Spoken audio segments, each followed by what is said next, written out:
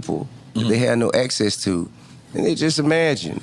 Right. And this way it work out in their mind. So I can't allow their fantasy to become my reality. I just can't do it. No, it's real talk. Like I said, man.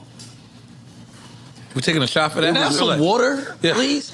What you need water for? They don't do no water on this. There's no chasers. Now you coming bar of the show. I see management coming out. I'm like, no, management. No. Need some water out here, man. No. Yeah, I don't think that shit had no bearing on my. It don't have no bearing on my daily. It don't really affect me. Right. All the real people who I know who done did time before, who done really like stood in the trenches. Right. Ain't nobody worried about that shit but the motherfuckers who typing on the internet. Twitter finger people. Yeah, definitely. But what made you ask that? You thought that was a tough question? No, actually, I just Googled you. Before I had just because you're my friend. Damn, that the first thing that pop up? Yeah, it was one of them. Because like I tell that to Busta, I tell that to Nas sometimes, and I be like, yo, just because I'm your friend and your family, when you come sit down, I'm still Google you. I'm gonna still like do my research because I don't want to miss a question and people be like, yo, why you didn't ask that or why you didn't ask that? Like when. But can I ask a question though? Yeah, you got. What? He Googled the shit out of you. Though. Tell me, like, where's that bathroom? Yeah, and go ahead. Why does that? Good. This is good. Why does that shit become like so? Because why does that shit become so important to ask? No, because you know what it was.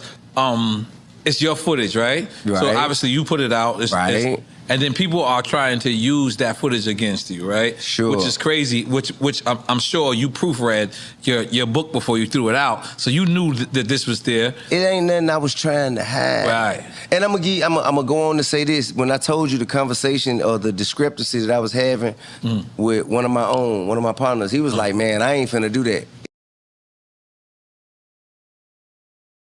Conversation came from, if we in a case together and I die, put it on me.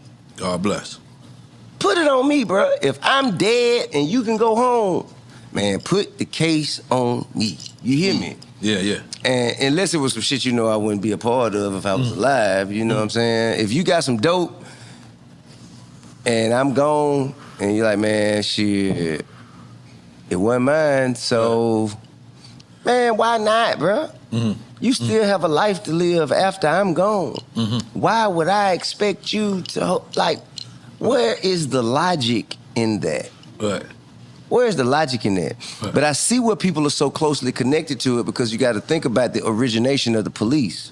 And you got to think about you. The thing about you is you're the trap king. So people, like, kind of like, they want to discredit you. I'm the trap originator. Exactly. I'm the king of the South. I'm the trap originator. You hear me? I'm trap music originator. I like that. I'm the king of the South. Yes. I don't believe that there is a monolithic view or opinion that makes one more eligible or not for another. I just feel like, bro, to be a king or a person of authority is about making tough decisions. And making tough decisions about considering all factors involved.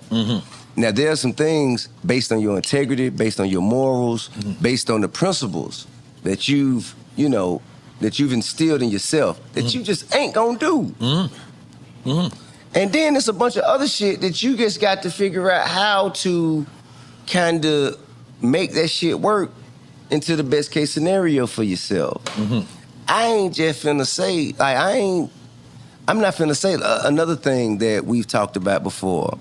The commercial.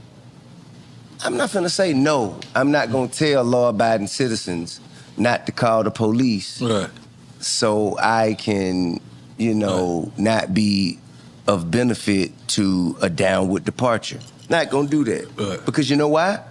Law-abiding citizens was gonna call the police anyway. That's their right. You're right. And guess what?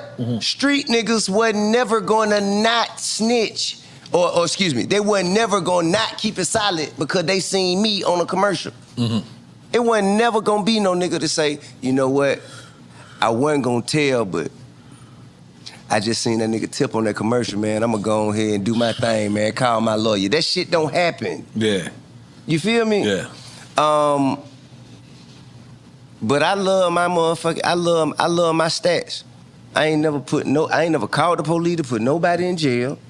I ain't never took the stand to say nothing to get no nigga no ounce of no time. Right. I ain't never, so, you know, but it's people who hanging out with real life documented tellers. And they pick up their phone and they type and say, yeah, T.I., you didn't. But what about the guy who car you just hopped out of?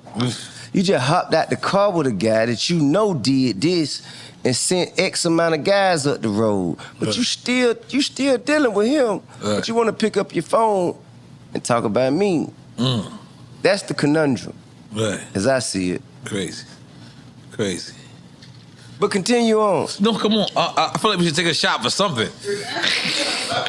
Come on, Ted. Where's this shot over here? Is this bothering me? This little one right here. What is it doing? There's a secret one? He needs it. You saving it for later? Just in case. Yeah. So how did you initially meet 50?